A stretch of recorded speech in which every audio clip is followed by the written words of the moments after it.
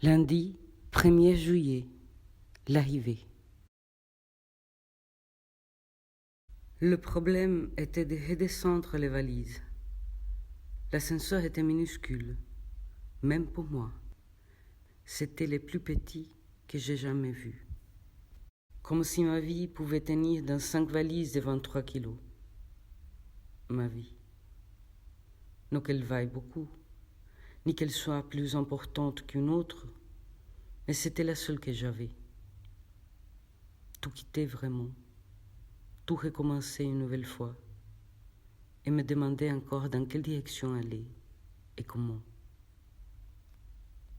5 valises de 23 kilos. Bien. Cela aurait pu être pire.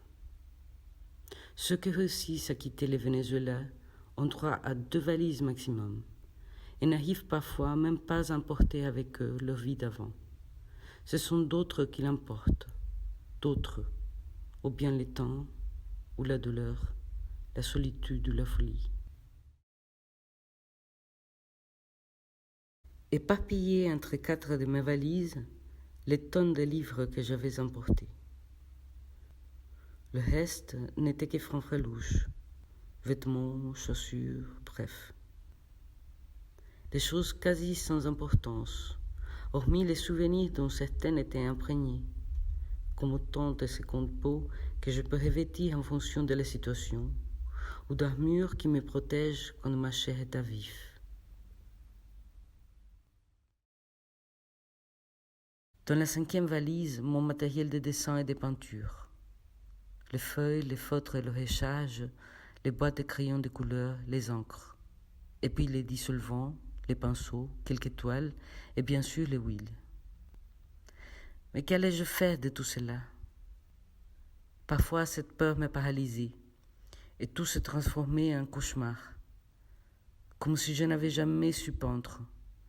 Comme si j'avais soudain oublié tout ce que je croyais savoir. Cela faisait si longtemps depuis le dernier tableau de cette série que je me sentais complètement perdu, sans but. Je ne me souvenais presque plus de cette soirée où le projet était né. Comme l'image d'un rêve dont on se rappelle mal et grossièrement.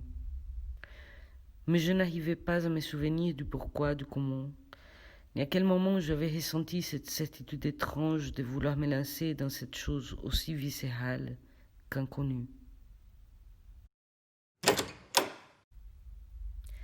Pourquoi avais-je passé 5 ans de ma vie à agir avec une immense conviction, et ce, isolé dans une solitude aussi immense? Les fous sont irrémédiablement innocents.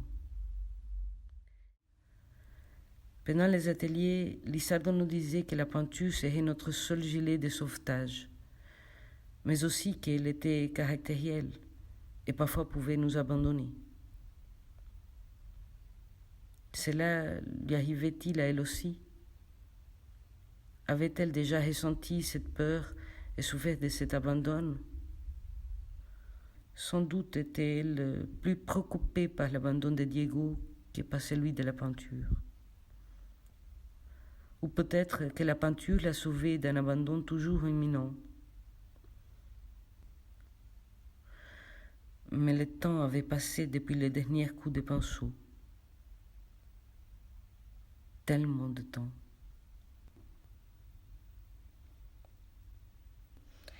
Et je ne savais maintenant plus quoi dire pour me justifier, ni quoi répondre aux gens qui comptaient sur moi, sur ces projets, sur cette exposition.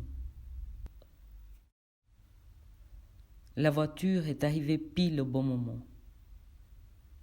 Je pensais à tant de choses durant ces 20 minutes en voiture entre la rue Custine et Gare de l'Est, sans pourtant parvenir à visualiser quoi que ce soit. Je voyais à peine défiler les rues, les bâtiments, les boulevards, comme si à chaque mètre parcouru, je laissais derrière moi, avec les paysages urbains, tout ce que je connaissais. Je passais les grilles. La personne chargée de m'accueillir m'attendait. Cette cour intérieure avec ses arches annonçait mon entrée dans une sorte de retraite. Ces grilles avaient été franchies par des chercheurs, des peintres, des écrivains, des poètes, des danseurs, d'autres artistes, des gens que je ne connaissais pas et que je ne connaîtrais sans doute jamais. Mais moi, soudain, je n'avais plus la moindre idée de ce que je faisais là. J'avais l'impression d'être un imposteur. La personne m'a ouvert la porte. C'était l'atelier 207. Après la brève pénombre de l'entrée, 2 immenses fenêtres voûtées dans le fond de la pièce laissaient passer la lumière implacable de l'été. De très longs rideaux couleur brique lui donnaient presque des airs d'hôtel. Par la fenêtre, on voyait des arbres au feuillage dense qui poussaient depuis la place derrière. On m'a remis les clés, quelques papiers et documents. La porte s'est refermée et je suis restée là. J'ai ouvert la fenêtre. Je me suis sentie soulagée. Personne ne savait que j'étais là.